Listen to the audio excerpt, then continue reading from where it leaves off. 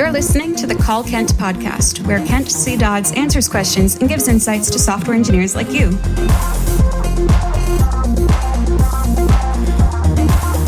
Now, let's hear the call. Hey Kent, my name is Ryan, and when I was starting coding quite a while back, I noticed that there were tons of resources for new developers. When I was growing in the field, I noticed that the amount of resources I had to grow for more immediate, intermediate, or advanced content dropped off rather quickly. I'm talking things like making good architectural choices, or understanding the trade-offs between certain things, or understanding how end-to-end flow works in applications. Some of the more high-level stuff that's hard to put in a blog post. I realize that it's difficult to make this kind of content because of all the work that goes into it, and well, it's the kind of content that has a lot of opinions in it, so it's not as textbook as it is for the introductory stuff. I was wondering, since you do content of all different experience levels, what goes into your more advanced content, and do you see a lack of it in our industry? What are your thoughts? Thank you for your time. And that was the call. Here's what Kent had to say.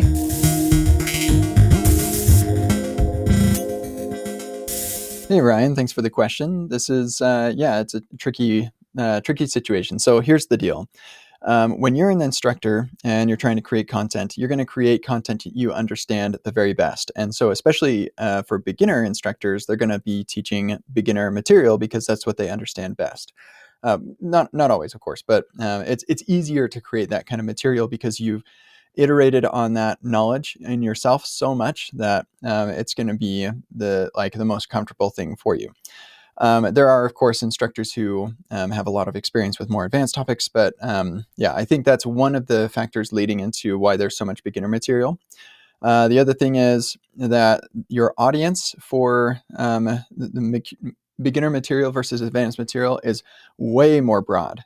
You can reach so many more people with the beginner material than you can with the advanced material.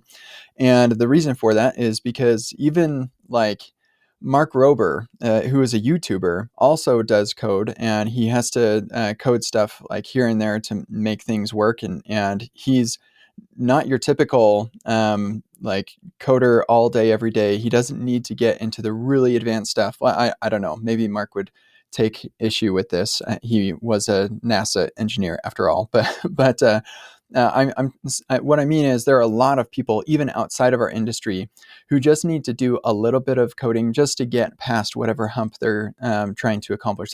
The writing code is not their regular thing, and it's just a thing that they need to do so they can move on to the thing they actually want to do.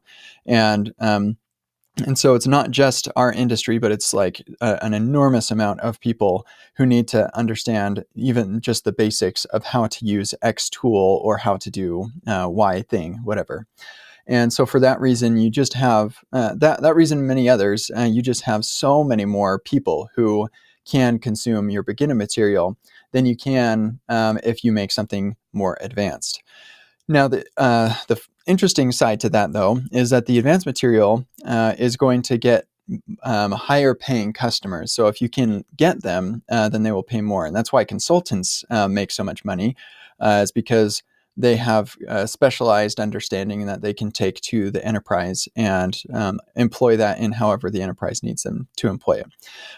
There are a lot fewer people who can who are your customers in that world, but because the skill is so specialized, you get paid well for that.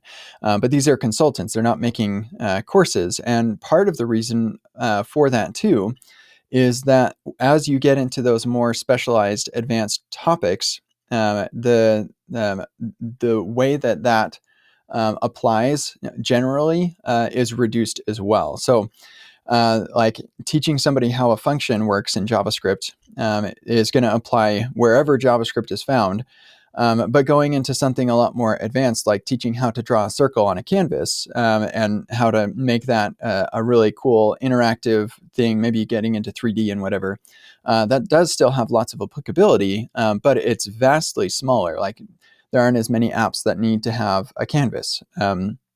And so as you specialize, you just reduce the number of customers you could potentially have, which makes it harder for people, especially since there aren't a lot of full-time educators relative to the number of total educators that there are. Most educators that you see have another job on the side, or rather, they have a full-time job, and this education stuff is on the side. Which I'm not disparaging at all. I used to do that, and it's perfectly fine. It just means that they are limited in the time that they have, so they want to increase the impact that they're making as much as possible. In addition, creating the advanced material is more difficult because your examples have to be more complex. And making that in some sort of workshop setting is even more complex because now you've got all these different tools you're trying to integrate or whatever. So typically the advanced material is going to be more complex. It's also, in general, it's going to be more domain specific because it's harder to make contrived examples that are sensible with more advanced stuff. And so you need to come up with an example that is more real world. But then if you have a more real world example, now you have to onboard people into the world that you are creating for this example, which just makes things more difficult. So this is one of the reasons, or several of the reasons, why advanced content is just so difficult to create for people in the real world, because you're fighting against having fewer customers and the difficulty of making the examples, making them real world enough, and then the difficulty of explaining and delivering that material. And on top of that, like being able to communicate the value to people who are at that level that really need what you're offering is even more difficult when you're talking about more advanced stuff. So there you go. That's the world that we live in when we're talking about advanced material. So what goes into making advanced content? Like a lot of it comes down to the same sort of thing as the beginner material. It's just you need to have a lot of experience in doing that thing, or at least this is my approach. I know that there are lots of educators who like to produce content as they're learning a thing, and so it's just kind of an output of their learning process. I do that as well. I do live streams and stuff like that, and I'll tweet and stuff. But when it comes to what I think you're talking about, which is like workshops and exercises, and I'm really going to teach you the stuff that you will really remember it and learn it and stuff, that is a lot more involved. And so it requires me to really understand the world that this particular thing that we're teaching exists in, like the constraints that it has, and the situations where it will be useful. And then you have to put together those examples that are real world enough to be practical, but contrived enough to not be distracting. And that is also quite difficult. And so that's one reason why Epic Web is all based around the Epic Stack. And the volume 1, you are building the Epic Stack. So that way, I can take you from that to a lot more advanced topics, and not lose you in the domain-specific stuff, because you spent all this time building all of the stuff that we're working within anyway. And so you should have a pretty solid understanding of how the app works and how it's all put together. I think that answers your question. I hope that's helpful to you. And the short answer to your question is, what goes into making such content? A lot goes into it. And why is there such a lack? That's the reason. It's because it just takes so much more work. And in general, yes, you're absolutely right. The feeling that you're having, like at the beginning, it was so easy to find material, and now it's so much harder. That's absolutely the reality. And it's a tough one. Ryan, thank you for the question, and I hope this is helpful to you. Have a nice day. This has been the Call Kent podcast. Learn more about Kent at kentcdodds.com and get your own questions answered at kentcdodds.com/calls.